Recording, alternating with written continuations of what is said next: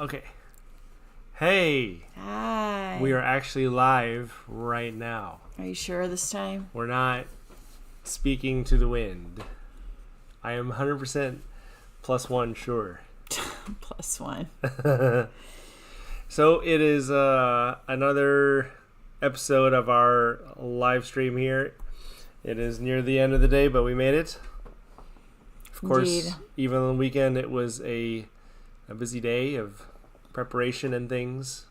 Yes, and I am tired. In fact, he just woke me up off the couch. Come do this. So it's our new month. Animal Adventures is our theme this month. So we got in some really good ones this week. I actually got confused, and because we talked about Turner Hooch last week, and I thought, was last week Animal That was Month? Tom But Hanks. I forgot that was Tom Hanks, yeah. Okay. So our first one is Lilo and Stitch from 2025. Whoa, that's not it. No, it's not. So she is referring to the live action one.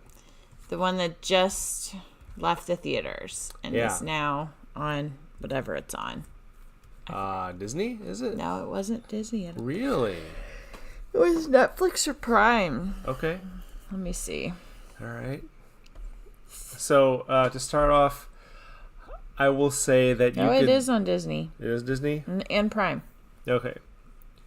So this is another one of Disney's cartoon to live action. And again, I think the term live action didn't come around until people started remaking films that were fully animated to making them look realistic. People.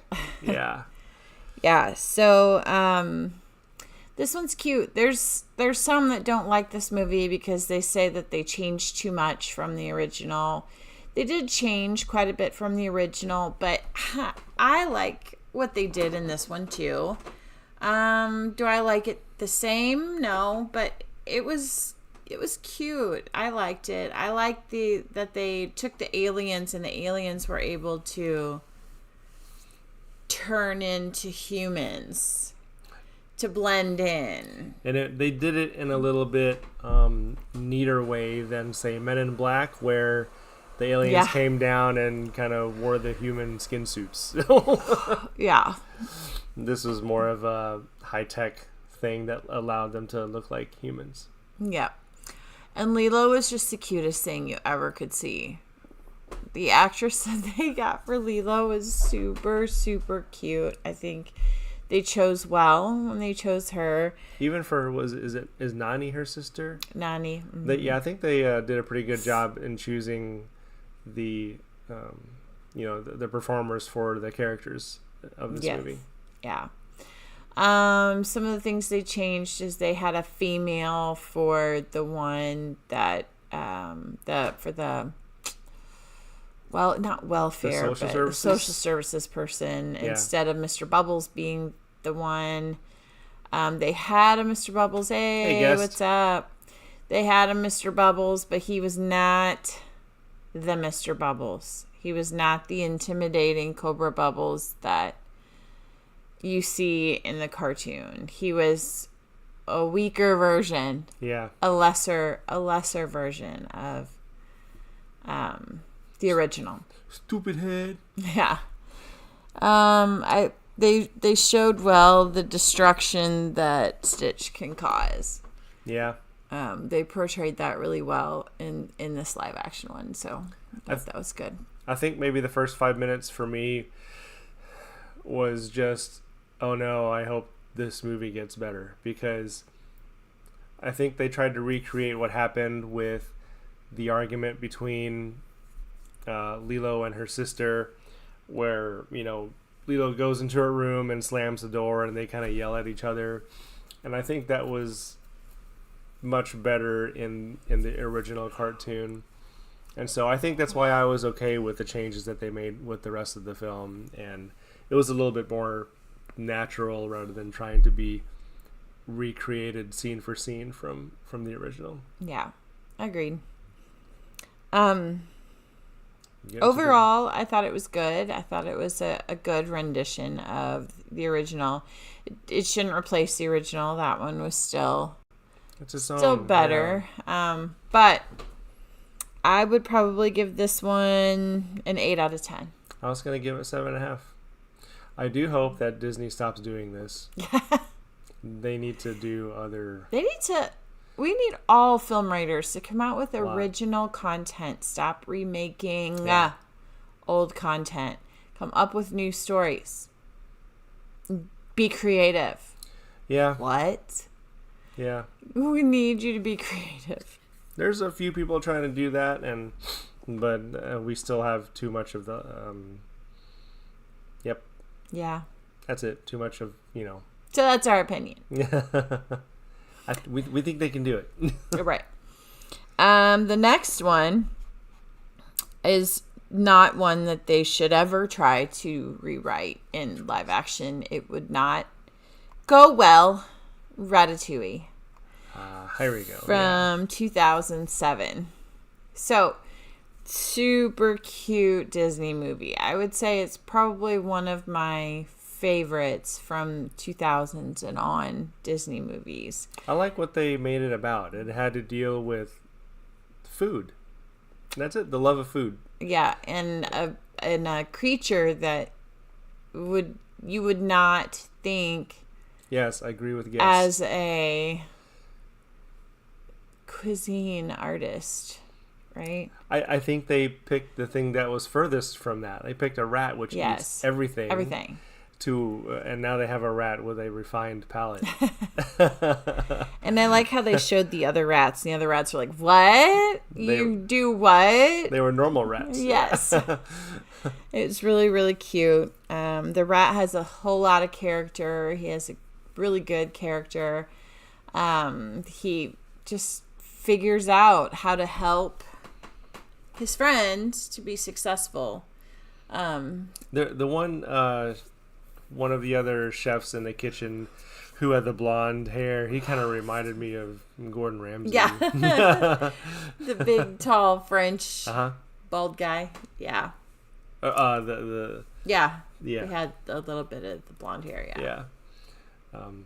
Overall, funny. Really well done movie. It just revolves around a kitchen. It made me realize that, we haven't watched any cooking shows in a really long time. That's one of the themes for one of the months, but not this one. Maybe while we're on the road. Usually we tend to catch cooking shows. True. Yeah. So Ratatouille, great movie. And I would think this is more of an original thought. Original idea, yeah. But then again, this is from 2000, so it's almost 20 years old. And we haven't had much original content since then. Yeah. It's really sad to see. You said this is Disney, right? This is Disney. Okay, yeah. No Princess. I would have thought it was a DreamWorks or something, but I'm pretty sure it's Disney. Yeah, right. And yeah. So it is very rewatchable. It's a really entertaining film. Obviously good for the whole family, and I would probably rate it an 8.5. Yeah, I'd probably give it a 9 out of 10. It's one of my favorites. Pretty solid. Would recommend for sure. All right, so give Ratatouille a watch. Yeah. The next one is super long. King Kong from 2005. There we go. I started it last night and fell asleep after about 30 minutes and had to rewatch the rest of it today. When she said that it was 3 hours long, I had completely forgotten that it was 3 hours and 7 minutes long. And I guess it's so long. I guess it's paced pretty well. There's certain segments of the film. First, the gathering the characters, then the initial trouble on the island. Yeah, life on the island. For this one, they really did need to set up the story. A lot was happening. Yeah. So they did. It was during the Great Depression. So it's the timeline that it took place. So they had to kind of set the scene for that, in that money was hard to come by, and so people were pretty much doing what was necessary. Yeah. in order to get money to literally eat and survive. It was not like they had a lot of options unless they were the upper class. And even the upper class were struggling. And Carl was I think that was his name, played by Jack Black. I like what he was trying to do in the beginning. He was writing out the check to the guy, to the screenwriter, and he says, and he was stalling so badly just so that he would have enough time for the boat to leave, and it was I thought that was pretty funny. So I'll compare a lot of 3-hour movies to Titanic, which is paced pretty well, and this one is paced pretty well also. I think far better than Avatar. I will keep hammering Avatar as being too long of a film. Yeah, that one, there's really, really slow parts to it. Yeah. And so that was more of a struggle to watch. But yeah, this one, other than me being completely exhausted, it was fine. I would have, on a normal night, been able to stay awake for the whole thing. It's entertaining. I saw this on the big screen with a friend, and it's a really good theatrical experience. The issue I have with it is, okay, this big old Hong Kong thing was on this whatever. You guys, I'm tired. So this big old King Kong thing, it was on this island. Why was there dinosaurs? Yeah, dinosaurs are extinct. It was almost like the Land of the Lost. This is not Jurassic Park. Yeah. I don't understand why the dinosaurs had to be there. I think they lost me on that. That was a little far-fetched. Okay, I could see the huge bugs and insects. Which was a really can happen in a jungle. They can be huge. That was a really well done part when you got that big old maggot or leech that just brain sucked the guy. Oh, nasty. I think if I remember seeing some behind the scenes stuff, it was, I think, Peter Jackson, the guy behind all the Lord of the Rings kind of effects and stuff. So okay, yes, I'm questioning the dinosaurs, but not a giant ape. So things can happen and creatures can get big. They can be anomalies. They can be, yes, he was big, astronomically big, but come on. We all know the dinosaurs are extinct. Apes are still around. So apes could get big, probably not that big. But I mean, it's King Kong. He had, there's a such thing as a silverback gorilla, right? Yeah. Because I did see the back of him. It did show the back of him. It was kind of I guess a silvery patch. So I guess I guess that's what he was. Yeah, so a giant alligator, just not big. Just got big. Oh, just got big. Yeah. Yeah, but they showed T-Rex and they showed like the Brachiosaurus and things that. So a whole herd of them. I mean, we're stretching here. Yeah. With the large alligator, and they were showing dinosaurs, which I don't know. I guess they wanted to get people excited. Yeah, because I don't know. Yeah. I don't know either. Yeah. I thought that was, I'm like, okay. That's a question mark. The big bugs, yeah. I would like to see the original King Kong, the black and white. I think it's from 1963. I saw it pop up. So, yeah, I would like to watch that, too. We'd have to rent that. 'Cause I don't know if they kind of stuck to the same story or if it's a different story altogether. I have no idea. Yeah, that's on my list. So, if we can get a copy of that or if we can rent it for a decent price. Yeah. We may go ahead and do that. I've kind of given up on library rentals. We tend to get them and then the discs are that's right. wrecked and we can't ever finish the movie. So that gets frustrating to me. So if we can get it on Hoopla or something else for free. This was on Tubi, actually. So this one was free on Tubi. It wasn't on any of the main streaming networks, but is Hoopla the one?